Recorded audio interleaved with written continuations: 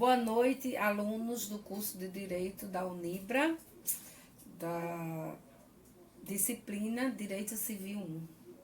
Iremos dar continuidade ao nosso estudo de Direito das Obrigações, com os destaques das modalidades que já vimos, que são várias. Esse assunto vocês vão encontrar no artigo 233 a 285 do Código Civil, da Lei número 10.406 de 2002. É bom que todos vocês já estejam utilizando o Vadimeco para assistir a essa aula. Então, a obrigação de dar coisa certa, está lá no artigo 233, né?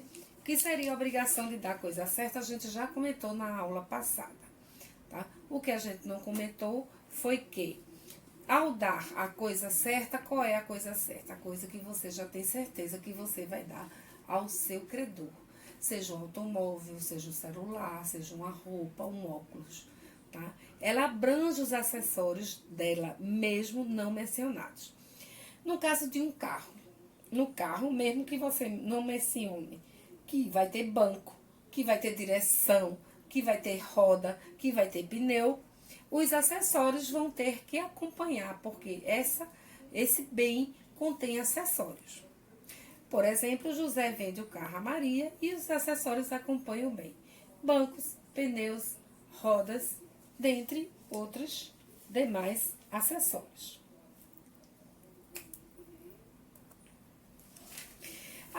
Agora nós vamos entrar no artigo 234. Quando a coisa se perder antes da tradição ou pendente a condição suspensiva. Antes da tradição, gente, é antes da entrega da coisa. Pendente de condição suspensiva é a questão do se. Só vai acontecer e concluir a tradição depois que a condição for realizada.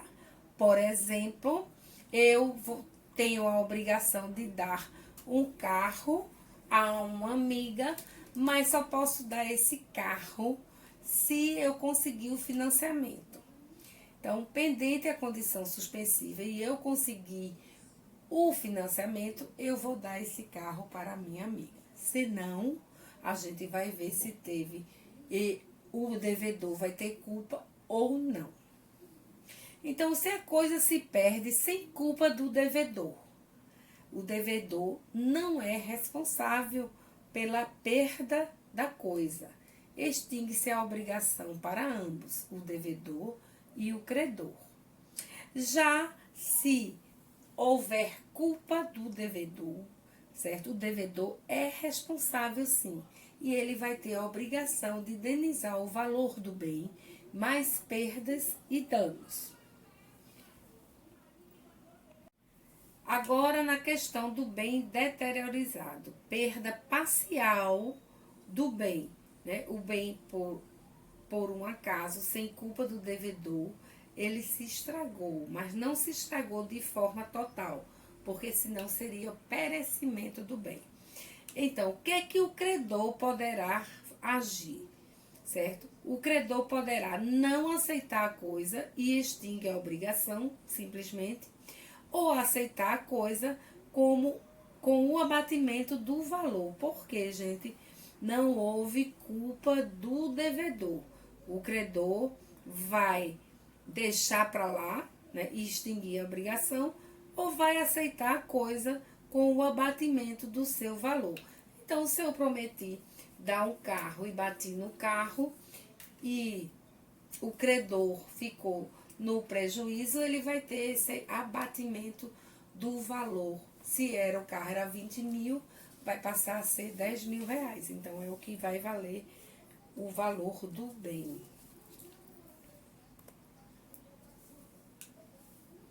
Agora, se o bem se deterioriza com culpa do devedor, o que faz o credor? O credor poderá exigir o equivalente, mas pleitear perdas e danos, ou aceitar a coisa no estado em que se encontra, mas pleitear perdas e danos.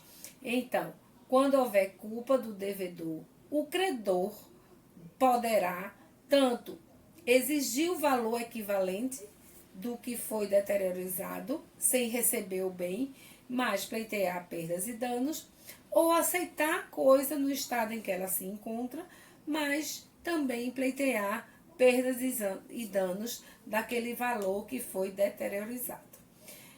Como eu falei para vocês, a deteriorização, perda parcial. Quando se falar em perecimento da coisa, é a perda total. Um exemplo de perda parcial, batida de um carro que pode consertar, um celular que quebrou o visor, etc. Exemplo de perda total, batida de um carro que deu perda total sem conserto, ou celular que caiu na água e não era a prova d'água. Então, daí a perda total e a perda parcial. Ainda na questão das obrigações, temos obrigações de dar coisa incerta. Nós já vimos que a obrigação de dar coisa incerta é indicada ao menos pelo gênero e pela quantidade. Pelo gênero, a gente viu que seria o substantivo, né? Que seria o feijão, o arroz, a carne, o boi, o carro. Isso é o gênero.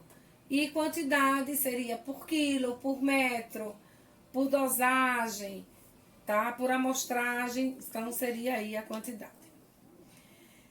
Então vamos lá. Se a coisa é incerta, quem definirá o que deve ser entregue ao credor? A quem caberá a escolha do que deverá ser entregue ao credor? Então temos aqui duas perguntas para definir quem define o que deverá ser entregue ao credor e a quem caberá a escolha do que deve ser entregue ao credor. Então, o Código, no seu artigo 243, nos responde: a escolha pertence ao devedor, se não houver estipulação em contrário, mas não poderá dar a pior nem a melhor. É o critério da qualidade média. Então, vamos primeiro para a estipulação ao contrário. Se houver uma cláusula de um contrato dizendo que a escolha de dar coisas incerta é do credor ou de terceiro, vai se obedecer ao que diz o negócio jurídico, que é o contrato. Mas se não houve essa estipulação, o devedor continua como o principal fornecedor da obrigação de dar a coisa incerta. O critério da qualidade média é supondo-se que o devedor seja um produtor de laticínio e tenha os leites tipo A, tipo B e tipo C. Ele não é obrigado a dar ao credor o tipo A, nem dar ao credor ao tipo C. Então, ele vai pela média, ele vai dar ao credor o leite tipo B. Ainda na obrigação de dar coisa incerta, cientificado da escolha ao credor, a obrigação passa a ser regida por dar coisa certa. Veja, gente, cientificado da escolha ao credor. Quando o devedor escolheu, por exemplo, o leite tipo B, ele tem que dar ciência ao credor de que forma? Por e-mail, por carta, por qualquer meio digital. O credor ele tem que ser informado que ele vai receber o leite tipo B. Quando já está informado o credor que ele vai receber o leite tipo B, já se passou a ser coisa certa, não mais incerta. Então, o disposto no artigo 245 é que vai se vigorar o disposto na seção antecedente, que é a seção de obrigação de dar coisa certa, ok? Então, após o credor ter a ciência do bem que vai receber, vai ser regido tudo pela dar coisa certa. A questão de perder o bem, a questão de ser culpado, certo? Antes da escolha, o devedor não pode alegar perda ou deteriorização, ainda que por força maior ou caso fortuito. Então, temos aqui o seguinte: o devedor não pode, antes de que da escolha, alegar perda ou deteriorização. Por quê? Porque a coisa ainda não foi escolhida. A coisa ainda não existe, né? Porque antes da escolha não se sabe o que vai ser entregue ao credor, já que a coisa é incerta. Sendo assim, não se pode alegar a perda ou a deteriorização de uma coisa que é genérico ainda. Lembrando, força maior são os casos referentes à natureza. E caso fortuito, como diz o nome caso, vem das questões dos atos humanos, tá? Uma batida, uma briga, então é um caso fortuito. Força maior, causas da natureza. Ainda sobre o mesmo tema, o gênero ele não perece, né? O gênero, o boi vai ser sempre boi, o leite vai ser sempre leite, só vai diferenciar em quantidade e qualidade, tá? A expressão o gênero não perece, genus nunca perete. É uma expressão jurídica que tem como preceito que o devedor não pode alegar a perda ou deteriorização da coisa incerta para se eximir da sua obrigação. Isso, gente, já é uma decisão ipsilite do que os tribunais têm feito quando o devedor alega perda ou deteriorização de uma coisa incerta. Depois da obrigação de dar, vamos ver algumas referências e artigos a respeito da obrigação de fazer, que se inicia no artigo 247 e vai até o artigo 249. Obrigações de fazer, a gente já viu que é um ato positivo, fazer alguma coisa. Então, o devedor que se nega a prestação imposta só a ele, ou que seja só por ele exequível. O que é que isso quer dizer? O devedor aqui se negou a prestar, né, o fazer imposto a ele. Aqui eu coloquei um advogado que foi contratado pelo credor e o advogado, na hora de fazer a defesa do credor, disse que não iria. Então, ele negou-se a prestar, né, a obrigação de fazer, ou seja, de defender o credor, ele negou-se. E o que irá acontecer com isso? Vai ser judicializado para ele indenizar por perdas e danos o credor. Então, toda vez que uma pessoa é contratada para fazer uma obrigação e deixar de fazê-la, e é imposta só a ele, e ele tem essa obrigação, deixou de fazer, vai incorrer nas perdas e danos.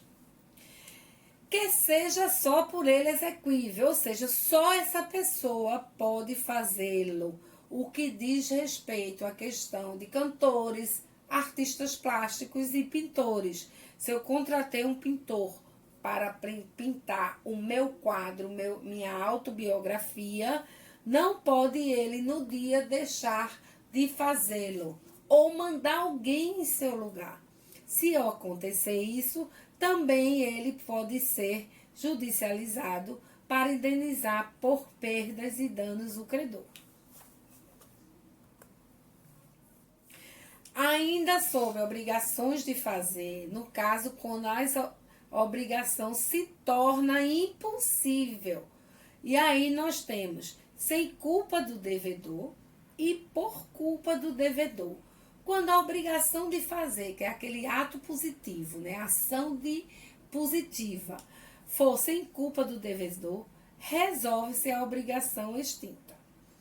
Então, uma pessoa vai para o trabalho e tinha a obrigação de fazer algum relatório. Deixou de fazê-lo porque sofreu um acidente ao se dirigir para o seu trabalho. Então, essa pessoa, ela não vai ter aquela obrigação, não vai ser cobrada, né, interpelada judicialmente porque ela não fez o relatório.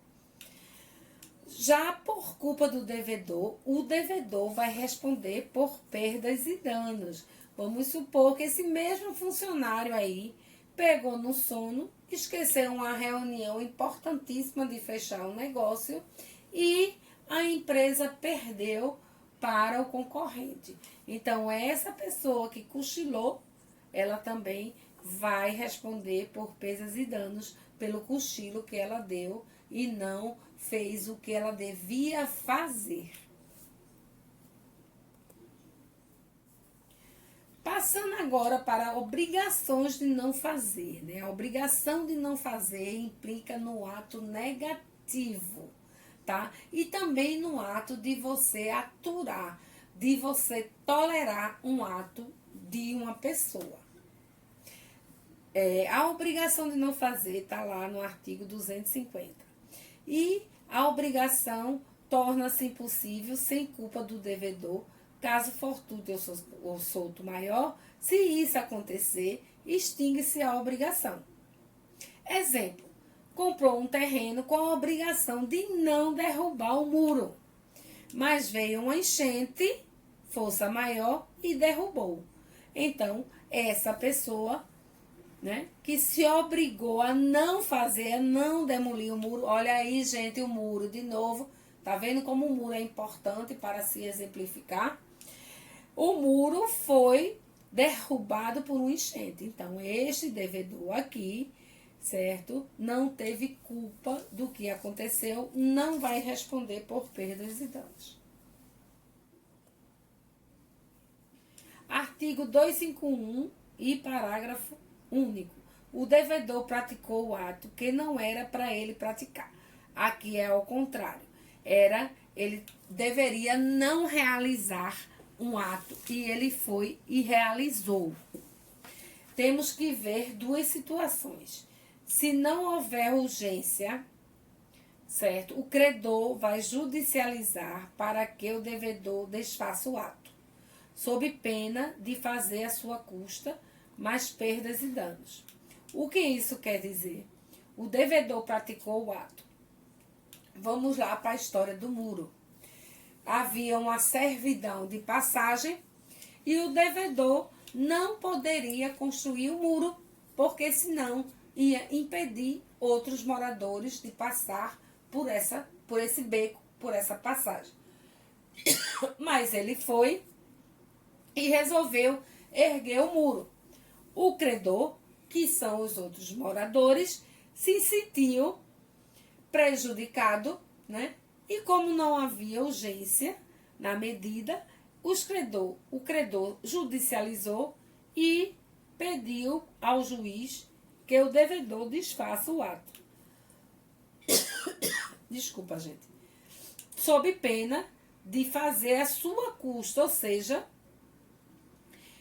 o credor vai fazer o ato que deveria o devedor fazer e então vai cobrar o que ele gastou para demolir o muro, mais as perdas e danos. Vocês vão ver a diferença quando a gente falar agora, no caso, se tiver uma urgência, né, o credor poderá desfazer o ato sem recorrer ao judiciário, podendo requerer o prejuízo que sofreu, mais perdas e danos. O que é que acontece? O credor fez esse muro e no beco que as pessoas passavam. E dentro desse beco tinha uma idosa que precisava ser socorrida. Então, a medida de urgência foi que o morador destruiu o muro sem autorização judicial e ele pode ir na justiça requerer o prejuízo que ele teve, porque ele teve que contratar uma pessoa para demolir o muro, mais perdas e danos daquele que fez o muro irregularmente, que tinha a obrigação de não fazer aquele muro.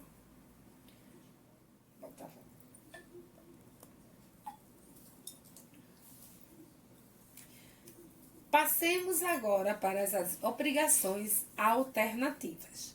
Vocês estão lembrados? A obrigação alternativa é onde o devedor tem o direito de escolher uma ou outra coisa. Então, eu vou ter no mínimo 2 coisas, posso ter mais, posso ter 3, 4, certo? Eu vou ter no mínimo 2 coisas no qual o devedor, né, vai escolher qual a que ele deve dar. Mas será que é só o devedor? Vamos lá. A quem cabe a escolha das alternativas de dar uma moto ou um carro? Cabe ao devedor se não for estipulado outra coisa. Se não for estipulado que seja o credor ou terceiros por contrato, né? Então, a rigor, quem cabe escolher a alternativa de dar a moto ou de dar o carro é o devedor.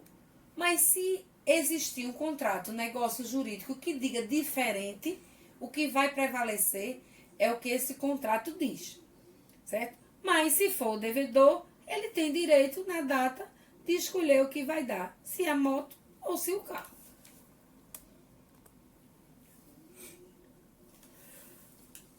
Na questão da obrigação alternativa, nós nos deparamos com a seguinte questão: não pode o credor receber parte de uma obrigação e parte de outra.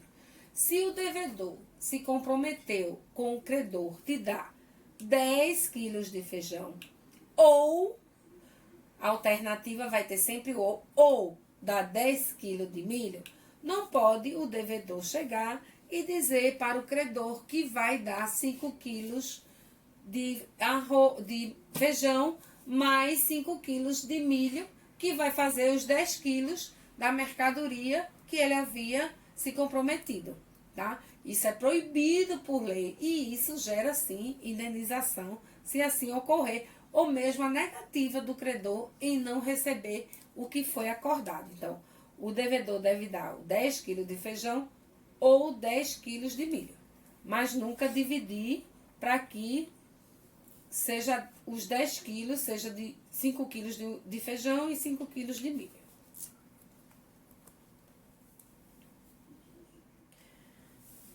Passamos agora, ainda estamos na questão da obrigação alternativa.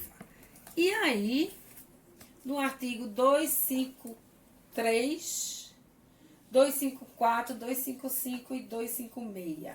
Então, se uma das duas prestações, que é aquela ou uma ou outra, não puder ser objeto da obrigação ou for inexequível, impossível, ficará o débito da outra.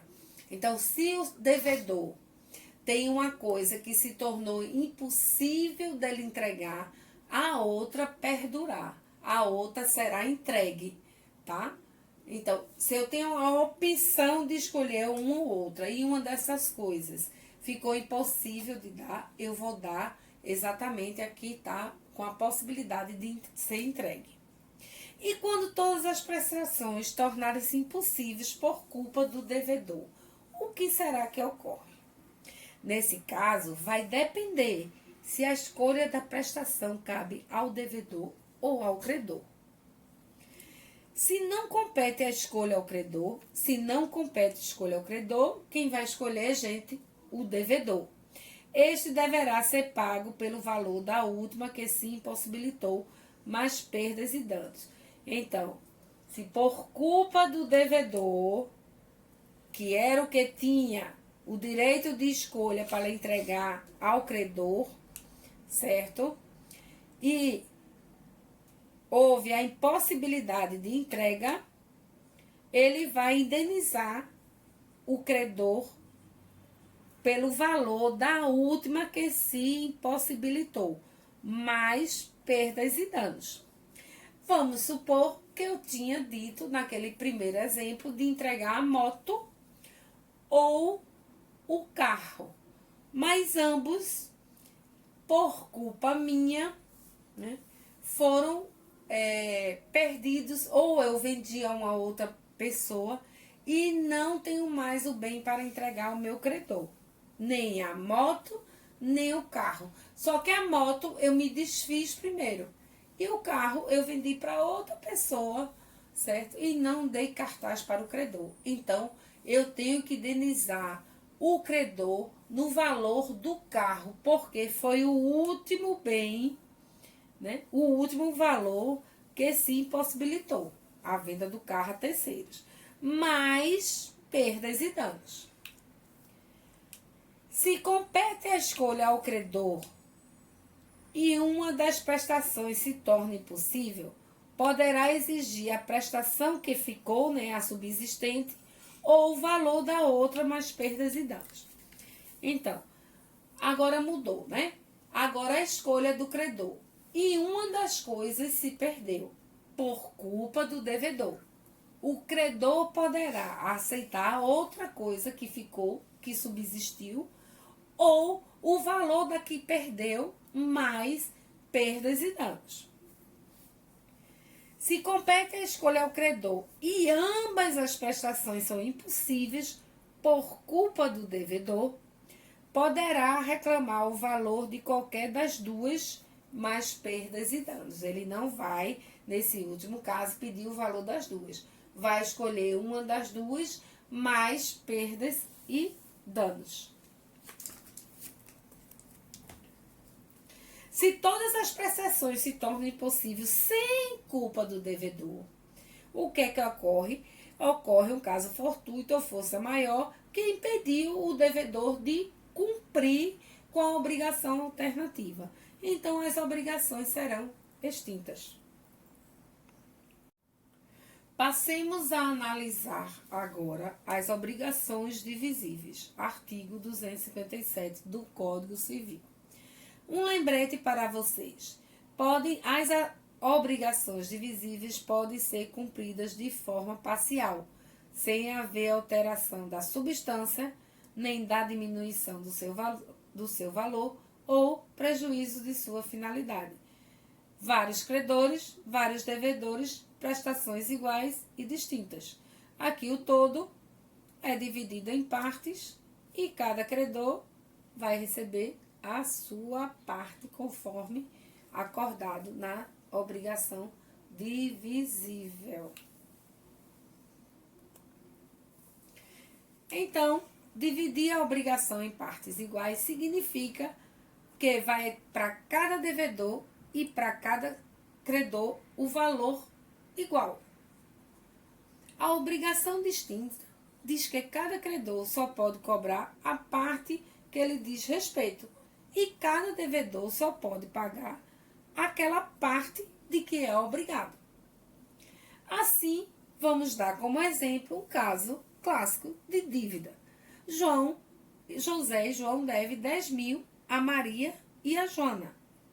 José deve 5 mil, João deve 5 mil. Por quê? A obrigação ela tem que ser em partes iguais. Se José deve 5 mil, então ele vai dividir para Maria 2.500 e para a Joana 2.500. A mesma coisa, João vai dividir para Maria 2.500 e Joana 2.500. O que não pode, e a obrigação distinta quer dizer, não pode José chegar e dizer para João, deixe que eu vou dar os 10 mil. 5 para Maria e 5 para João, porque a obrigação ela é distinta, ela é diferenciada. Então, não há solidariedade entre essas pessoas. Então, cada um recebe o que tem para receber e cada um paga o que tem de obrigação para pagar, ok?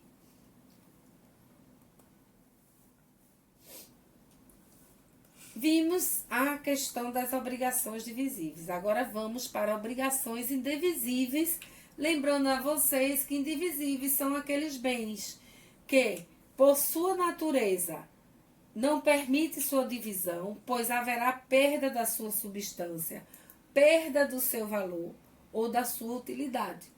Eu pegar um computador, dividir ele ao meio, ele vai perder completamente a substância de ser um computador, vai perder o valor, que não vai valer nada, e vai perder muito mais a sua utilidade.